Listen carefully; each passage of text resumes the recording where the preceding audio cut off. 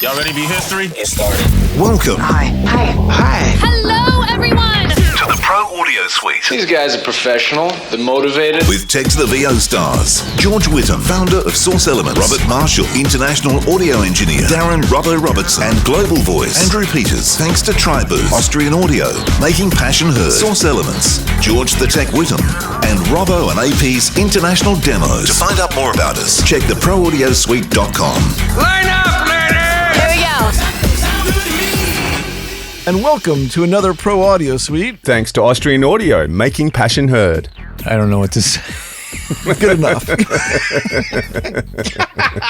Well, we were gonna have a chat about Macs this week because just before we started recording, and AP is fine, by the way, who I think he's just dropped off the edge of the planet. He does live down the bottom of Australia, so maybe he went for a walk a bit too far and he's dropped off the end of the world or something. It really did. But yeah, we were chatting before recording here. We were talking about Mac. How they've dropped one of the versions of their Mac Mini, and we're having a chat about their new laptops and stuff. So we thought there might be an episode in that, didn't we, boys? Yeah, it's an interesting time. Because I was saying how good of a deal those M4s were. I'm kind of addicted to used computers and whatnot, and I was saying how, finally Apple has a value that I was like, I'm not buying a used computer. And we bought a couple of those M4s for a Mac Mini M4 baseline, $600. I think. 600 with 16 gigs of memory. The base machines were all 8 gigs for a long time. What pushed them into 16 gig at the base model was the neural engine. Right. They needed the extra memory for the neural engine, yeah. On-chip processing, whatever, for all the AI stuff that they never did. Maybe they will, but they haven't. So basically, you're buying these computers. They're like mini supercomputers, but they don't have the software to even utilize them. Well, guess what? There are some people out there who are using very, very demanding software now called AI. OpenClaw is one of them. That's a different episode. Yeah, well, they're realizing the Apple Mac Mini Silicon architecture with all the neural cores and all this stuff. They're basically beasts of a computer at a very, very affordable price. This is like the only time in history dealing with Apple where you can really say the Apple is the better price per performance than a PC. It seems like Intel has lost a lot of ground in their chip competitiveness. Yes. Yeah. Yeah. Well, it got so popular that just recently Apple eliminated the entry point Mac Mini SKU. So if you go to buy a new Mac Mini now, you're looking for the $599. It ain't there. They just don't have it. It's not out of stock. It's not, you just can't buy one. And so I bet if you go on eBay and find one of those, I bet you anything it's selling for more than it was new because... Or it's selling for exactly what it was new, or except damn it's close not to new. Yeah. Yes. They're just not available. And it's a really weird time we're in because of the demand on those computers. But if you've got a Mac Mini, and really any of the generations of M chip, M1 through the current M4, don't get rid of it because it's still an incredibly viable computer. I'm running an M1 base model. Mine's not a base. It's got 16 gigs of memory, but it's still fabulous. And that's from like 2020. That thing's 2020. Yeah, I couldn't be more happy. And I'll say this, funny enough, the new one, it's a little bit taller than yours, but it travels a lot better. So one of the things I did is I got the M4 because I needed a better on-the-road computer for doing sessions. And it got to the point where my 2019 MacBook, Intel-based, it just wasn't cutting it for streaming video and running Pro Tools and running Source Connect and running a sound effects library. And it would work, but you were always kind of sweating it if it was going to do something stupid or just do like a 5-minute pause. Yeah. So I was looking at another laptop, or here's that M4 for $600. Yeah. So an M4 for $600. No, it doesn't have a battery. A $60 little 15-inch, 17-inch screen, keyboard and mouse, and you've got a really awesome road computer, and it travels like a laptop in the sense that it's just the thing fits in the palm of your hand. it's nothing. Yeah, the Mac Mini M4, the new generation, it looks like an Apple TV. I don't know if you know what those look like, but they're pretty small, little rectangular, rounded little guys. The M4 is similar form factor. It's just diminutive. It just doesn't make sense. It's like two Apple TVs stacked on top of each other. Yeah, it just doesn't make sense that it could be that good for how small it is. And I don't think it has a fan. It does, but you'll never hear it. You'll never hear it. Okay. Yeah. But do you reckon, and you guys are closer to the sort of, probably George, even you, closer to the coalface on this than me, but do you reckon even that Mac Mini is partly overkill? Oh, yes. Like most of our audience of voiceover artists, right? For me, that Mac Mini would still be way more than you could ever possibly even get close to pushing to the limit. That's why I steered Andrew to the Neo. Yeah. Because, it's like, for the convenience, it's got the screen in there. It's got no fan. There's a certain number of advantages for a voiceover talent that doesn't necessarily need the power for video streaming and whatnot. And those Neos are also, I think, $700. Are they, George? How much are those? I think $599 US. Yeah, so they're also a good deal, and they're running off of a cell phone chip. But when you benchmark it, it's still competitive with a really top of the line computer from 2020-ish or 20.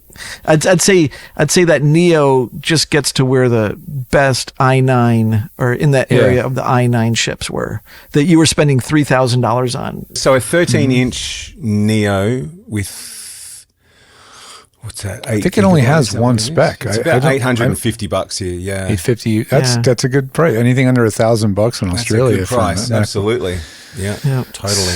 It's just a great deal. So Apple, the Neo is a really interesting machine. I had a client of mine buy two because he likes to have duplicates of everything, and so he bought two. And he was trying to just plug it into a 4K LG monitor on his desk. It couldn't figure out what to do with the monitor. It couldn't hang. It couldn't handle it.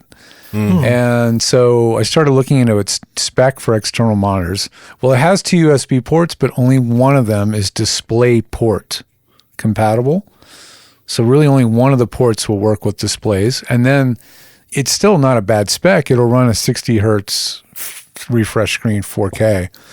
But apparently just certain monitors are running at higher. This is common. The Mac Studio, not all the USB ports are equal, and only some of them work fully with certain displays. Well, and I think the same thing is true of the Mac Mini. The crazy thing is the only display that this gentleman happens to own in his studio at home is a couple LGs and an Apple Studio display. Now, a lot of people don't he's got buy two this. of each, though. Yeah, the Apple Studio display. Well, he has two of each because he has two residences. So he likes to have parity, everything between the two. Yeah. So are his two houses exactly the same? Exactly. The same square feet. They're both 1,240 square feet. That would be really weird. That would be exceedingly weird. That I have not seen yet. I've seen some weird stuff. Welcome to the Truman Show. Yeah. Right. Set A and set B. Reset set A. Let's go. He's got a wife at that house, a wife. They're exactly the same dimensions. They look exactly the same. Same dog. Same dog. Yeah. Spuds. I hope he's listening to this. He's laughing his ass off right now. Anyway, yes, the Neo, sorry, it played nicely with the Studio display, but not the LGs, which is really weird because these displays aren't that different, really, in a lot of ways. They're really similar. So it makes me wonder, is there a special little handshake in the Apple's display that it just goes, "Oh, hi, Neo, I know, hey." That little gem is inbuilt somewhere. Yeah, I don't put it past Apple. I mean, Apple used to put chips on their power cords for the cell phones. That's right, yeah. So, you know about that, George, right? Fake. Wait, what? You couldn't buy a power cord for a lightning cable. You go oh, look, there's a lightning cable that's $10, and there's another lightning cable that's $30. I'll buy the $10 one. And then one day you do the right update on your iPhone, and your $10 lightning cable won't charge your cell phone because Apple put in what's called the MiFi chip. Oh, and they went, "Oh, you're not an Apple charge cable." Yeah, well, don't you still have to license that now, even if you want to make charges? Yeah, they make a licensing fee from everyone who makes power cables. It's not exclusive to Apple anymore. They claim it's for the safety of the phone and it won't damage. It's not. It's for the safety of the bottom line. That died with Lightning. Did it? Yes. That died with yeah, it lightning. died with, yeah. You have to thank our European friends who lobbied for the death of the lightning cable, because Yes. they did. They were like, USB-C or nothing. And Noah Apple, Trevor, or what's Yeah. the guy's name from comedy? Noah, Noah Trevor, is it? Oh, Trevor Noah. Yeah, the Trevor Noah. old host He- of Daily Show. Yeah. He did a hilarious thing about that Europeans have got it really good when this is what they're complaining about. Like, he does this whole bit, like, I was sitting over at the doctor's office, which I don't have to pay for. And I was thinking, like, gosh, like, it's so stupid that I have to have this cable and that cable. Why couldn't I just have one cable? And I thought, this and that, and somehow he ties it into, because I thought this was a genius idea, because I went to college, which I didn't have to pay for. It's like all this stuff. He's like, okay, Europeans are now solving problems that, like, Yeah. Well, it's USB crazy, cable. but it's true. I mean, that's the reason lightning is gone. So, now we're like looking at like, damn, here's a Mac Mini M4 256 gig for $499. But it's on auction. People are getting it's gonna smart. go. It's gonna go for the full price. You Yeah, watch. it's not buy it now. I was going to buy it. I was literally going to say, hang on, I got to buy this Mac, but it's on auction. But There's an impulse buy if you ever saw one. Yeah. But the Neo, I don't know. Oh yeah, I'm sorry. We were talking about Lightning port. The Lightning port thing. I'm glad to see it go. There's a lot of us with Apple mice and stuff that are Lightning. You got to keep that cord around to charge them and stuff. And You can buy little Lightning to USB-C 3 adapters. yeah, I've got little ones attached with a little tiny silicone lanyard thing that hooks to the cord. So whenever my girlfriend plugs her iPhone 12 in, it's got the little adapter and she plugs it in, And but yeah, I'm glad to see that go, because I mean, not only leaving that port behind solved so many problems, including just now that USB-C is a standard that's cross-platform, it means that you can take that same audio interface, and as long as it's class compliant, Passport up to your VO, iPad. SSL, Scarlett is, you can plug that into an iPad, an iPhone. They will all talk to the device, record, and play back like a normal device. So here's a cool little opportunity for everyone still running a Lightning iPhone. If you've used them, the Shure MV88, do you know what I'm talking about? The little mic that plugs into the base of the phone, right?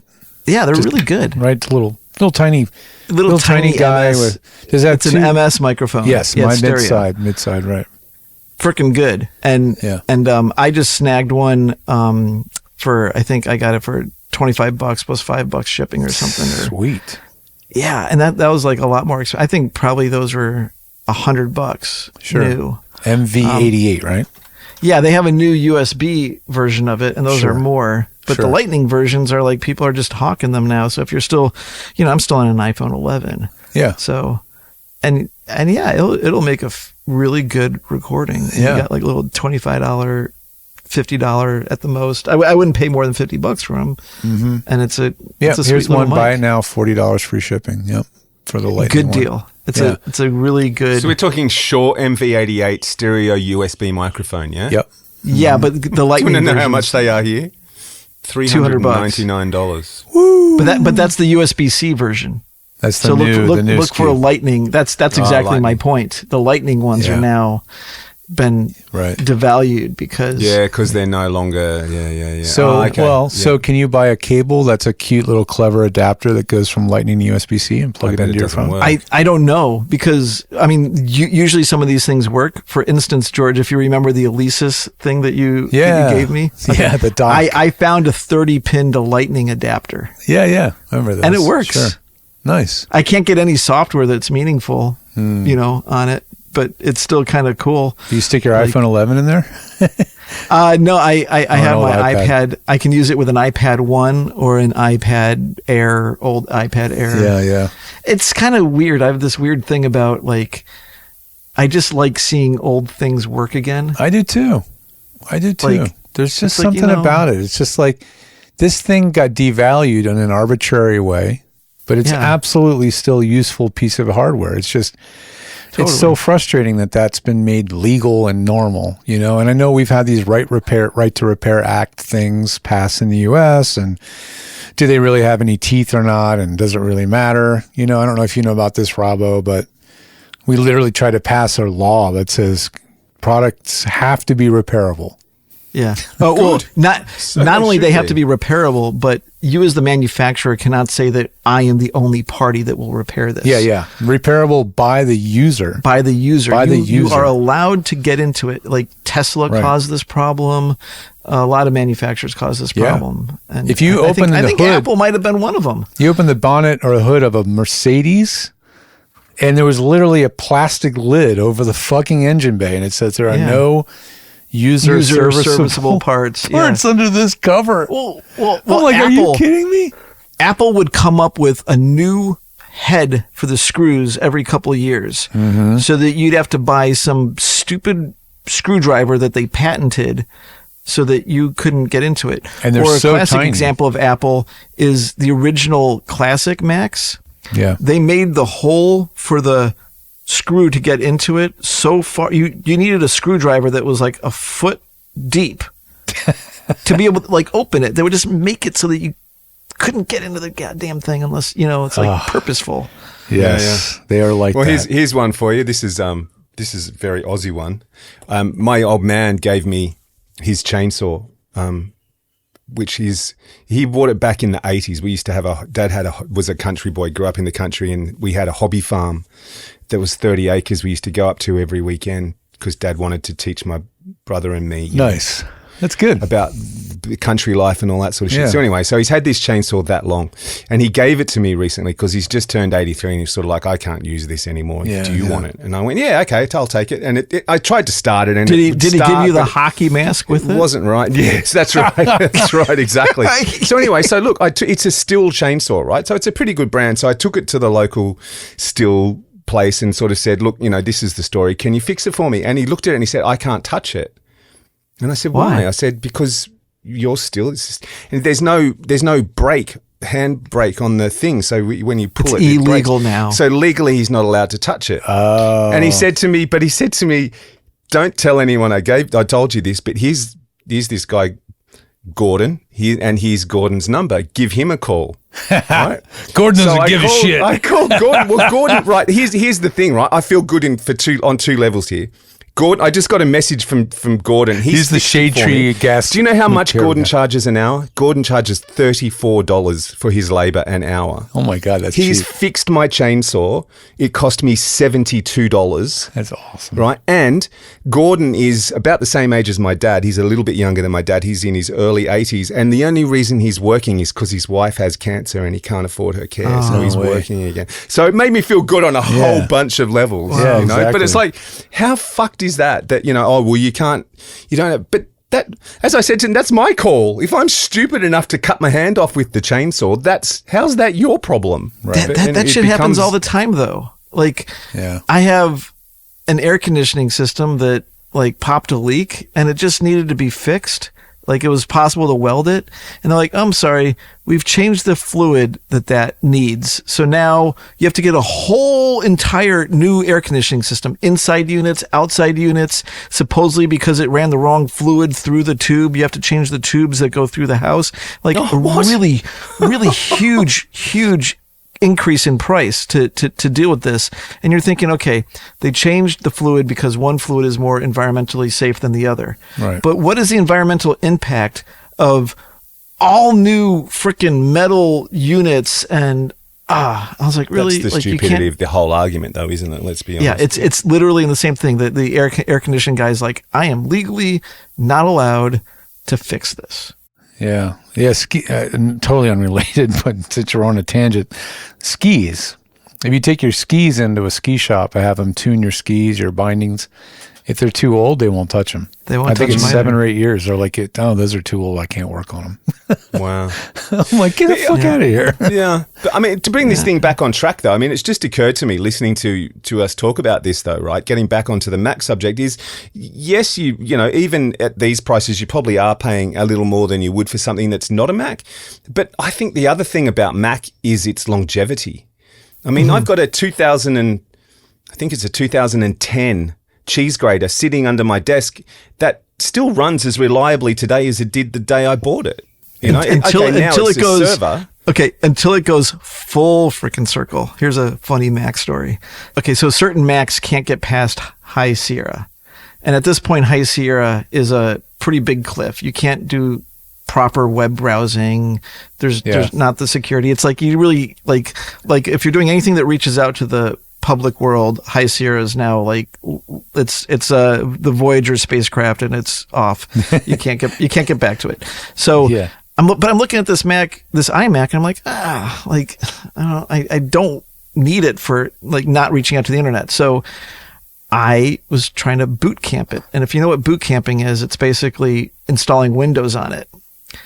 Well, okay, I install Windows on it. The audio chip doesn't work. I'm like, no, I'm not going to be defeated. So I find out that if you run the boot camp in a specific way, you can get the audio chip to work. You basically have to you can't dual boot it. You have to completely kill the Mac side and make it purely a Windows machine. Because Windows doesn't like sharing it? Is that what it is? It's in the way it formats the hard drive, and because of the way it formats the hard drive, the way it boots up, if you boot it up with this initial Mac boot, the Windows will never see the audio hardware. But if you initialize the BIOS with the original whatever Windows BIOS or motherboard BIOS, it has to run a virtual BIOS. If you're doing the dual boot. But if you don't run a virtual BIOS, then it sees all the hardware on the motherboard and you get the whole computer. I mean, camera, audio, the whole deal.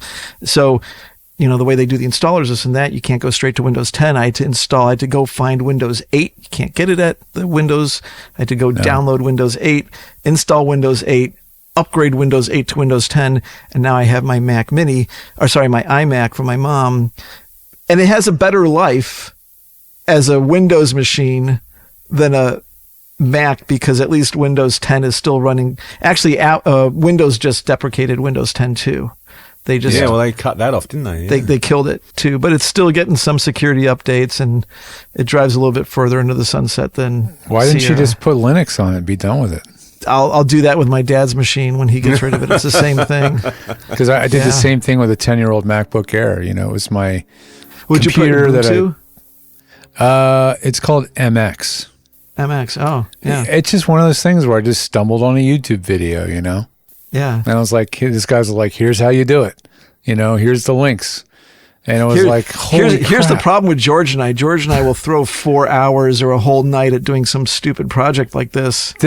I'm not kidding. This was less than 2 hours. This was less than finding the video, finding my MacBook Air on the shelf, finding an 8 gig thumb drive, formatting it, installing the MX installer, plugging it into the Mac Mini or MacBook Air, booting from the USB drive, because it boots the system off the disk, the drive. Yeah. Then it says, now you're running Linux. And you're like, oh, cool. And then it's like, it works. You want to install it now? And you're like, yeah, sure. And then it installs it. I was like, Jesus, this is easy. I put Ubuntu on my old Pismo, if you know the Mac Pismo, if you know what that is. It was like when they had the black laptops. Oh, yeah. Mm-hmm. Yeah. I did Ubuntu on that. At that time, I mean, like you could run a web browser and that was it. Yeah. This thing runs, this thing has full access to all the hardware, the audio, the video, the Wi-Fi, everything works. I can browse the web. Does Reaper make a Linux version? They do. I think Reaper does make a Linux version. Audacity does for sure. I think Reaper does too. Reaper may as well. Yeah, it's funny. Like Linux is pretty badass and probably runs with a 50th of the memory that frickin' Windows takes. The whole install of Linux, the whole install was 3 gigabytes, right? So I think Mac OS Modern is 12, 14 gigs, at least. And I mean, the installer is 14 gigs. What's so funny is that the thing I ran into with doing this iMac was that in order to make the installation work, I had to install it from a DVD. And I got lucky because I only had 2 burnable DVDs left in my entire house. And the first one failed. And I was I can't believe you had any. Yeah. And one of the things I had to do is like Mac OS would only let you burn the DVD at full speed. And that's what messed it up. And I found a separate burn program that would run it at half speed burn or 2x. And that second one burned one that verified. And I was like, let's boot it. And I got Windows 8 in that thing. Oh, man. That is so much nostalgia. I threw out so many blank DVDs and DVD-Rs and CDRs, and Oh my gosh, pancakes. You know that we have a stack of 100. Yeah. I just put it out by the dumpster and like hopefully somebody uses it. What pissed me off is I found a stack in my basement of like, and it was like, it said DVDs, and then I'm like, oh, a DVD, and then the third one down was like CD. It's like, damn it! Like this is like 2 DVDs on the top. By the way, yes, Reaper does have a Linux version. There you go, running Linux. Yeah.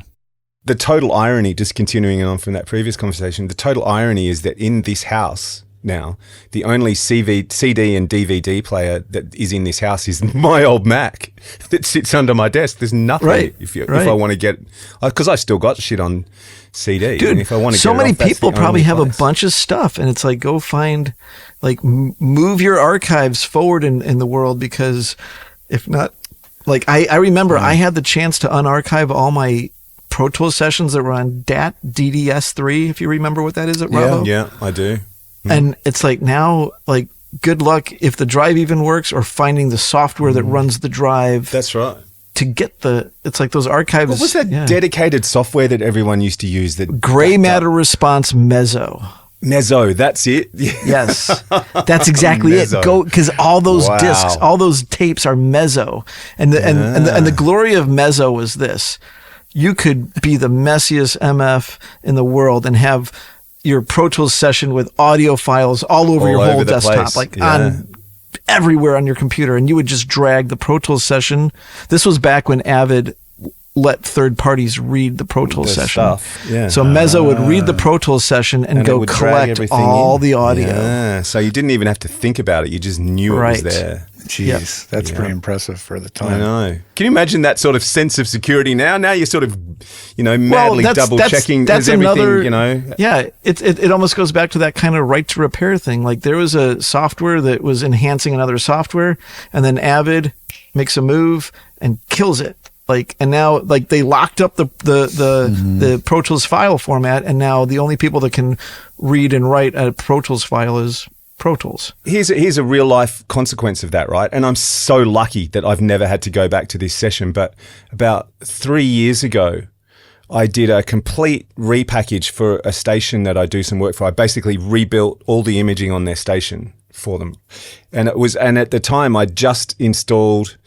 I must have rebooted, or sort of redone my computer, like given it a complete zap and started again. But I hadn't clicked where it drags to in Pro Tools, where you tell it to drag the audio into your audio folder. I hadn't checked that in settings, so it was reading it from the locations wherever it landed. So I didn't realize that, and I had to go. I wanted to go back to it about 2 years ago, or a year or so ago, because I wanted to find something to put on a demo that I had to do for someone, and there was nothing there. Well, most of it wasn't there. There was bits of audio here and there, but luckily I had the mixers still. The mixers were still there in the session, because when I'd bounced down to the mix. So you're rebuilding it from sub mixes instead of but it's like, that's so fucking annoying. It is. And there's nothing that does that. You've actually physically got it. So now I've learnt my lesson every time before I, okay, shit, is everything there? So great. I'll tell you how I do it. Source Elements product that lets you move your whole projects in a zip file. It doesn't hunt down the audio files. You have to have. Why not? So this is what's called consolidating your Pro Tools session. Because it can't read. And you said because they can't read the Pro Tools file. No one can get into it. Nobody can. Avid ended that. So here's a little thing for the Pro Tools users, at least the way I deal with it. And I don't know, Robbo, how you do with it, but I'm done with the Pro Tools session. I'll go over to the browser, and I'll scoot over to the section of the browser where you're looking at all the audio files, and you can sort it by path. Mm-hmm. And then so then you're looking at it, and you go to the top of the path. It's like, whatever you look at like all the way through to audio files. So the root level all the way to the audio files folder is the same. You go down to the bottom, and then you'll see if you have anything that's different. And if you have anything that's different, you just highlight those files, you right click, and you say copy and relink. And I think the same. Yeah, that's the one I do too. Because that's the easiest way, right? Yeah, and it's the only confidence way that you can do it too, really. Yep. And then you can move that session around as a self-contained thing. See, this is why I like Twisted Wave. Insert laughter. Okay, but Twisted Wave to rebrand a complete radio station is probably a little difficult. I'm just kidding. It's a single track editor. It does multi-track now. All my imaging seems to be cold voice. Yeah. What do you want? Yeah. It's all mono too. What the hell? Exactly. Well, that was fun. Is it over? The Pro Audio Suite, with thanks to Tribooth and Austrian Audio, recorded using Source Connect, edited by Andrew Peters and mixed by Robbo. Got your own audio issues? Just ask Robbo.com. With tech support from George the Tech Whittam. Don't forget to subscribe to the show and join in the conversation on our Facebook group. To leave a comment, suggest a topic, or just say g'day, drop us a note at our website, theproaudiosuite.com.